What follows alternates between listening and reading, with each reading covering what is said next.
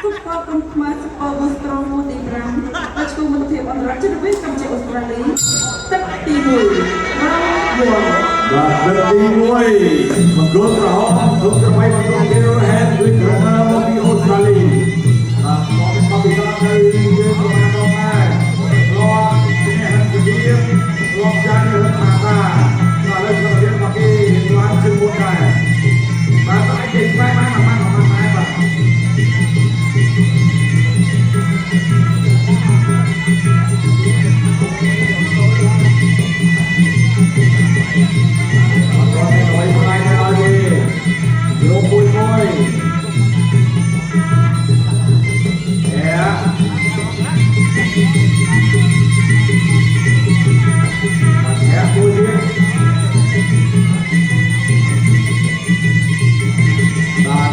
quay rồi lên là nhớ ra là cái mũi và thang trong của Vin Vin một về đi là một lần rồi làm cái đôi môi và cú đi răng đó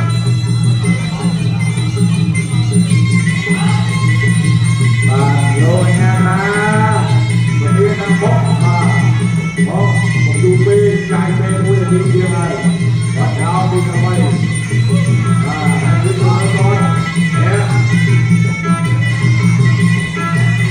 vô còn làm con thôi nhé con cao rồi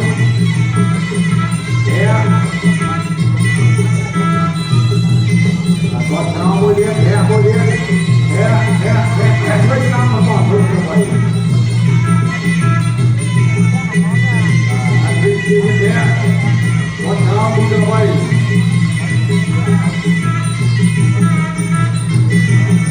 bây giờ làm tốt cao bây giờ thì con không chơi không ăn hay là để làm hay để nó đánh ngay trên cho mình chơi những môn này không mà nói điều này là để tôi rất vô tình và càng lên chắc chắn các con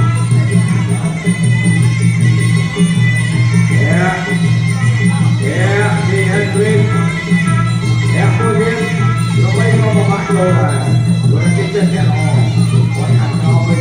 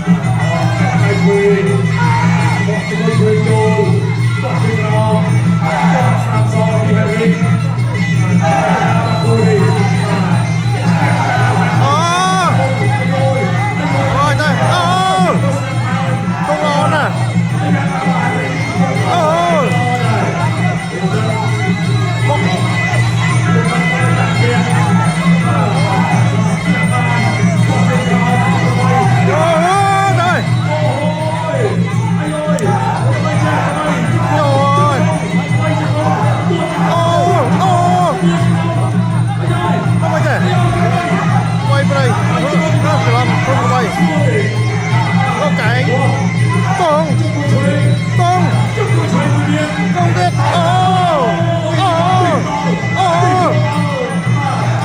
Trời ơi, cái tung hậu xử lý. Đúng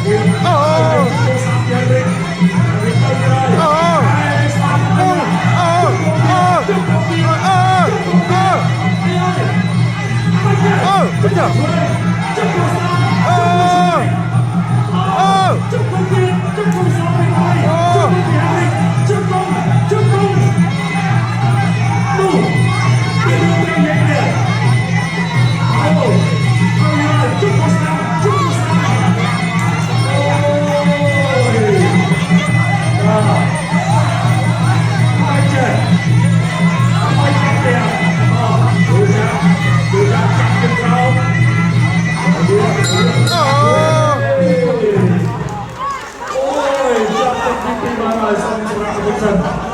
ទី3 round 3 Trận thứ 7 của đội tuyển Anh trên sân khấu. Bay vào sân khấu. Cô Kiều. Nó bay, con Henry. Henry nó bay. Henry from the goal cắt đi. Một cái xíu nữa. Henry nó bay. Tung lên. Henry nó biết. Nó bay lên.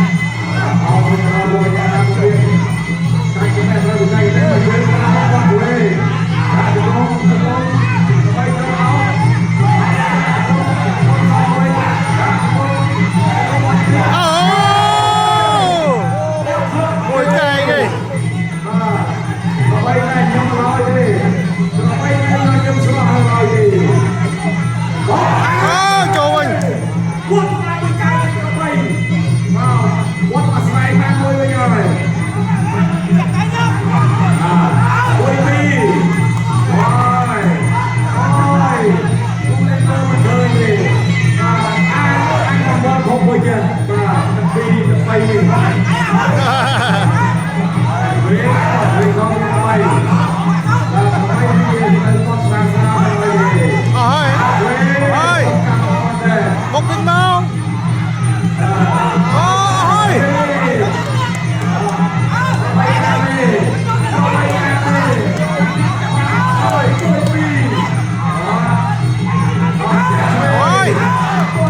Đâu tiếp vào. Không.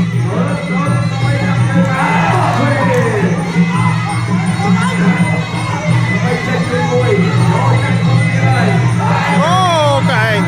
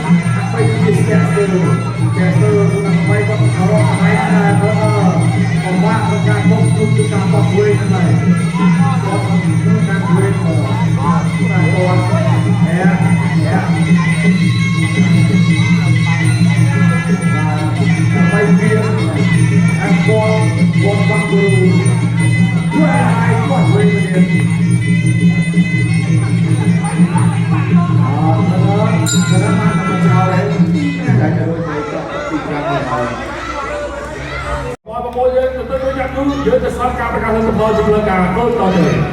Dạ, chào mừng bố. Bố không có bỏ, rất là bầy.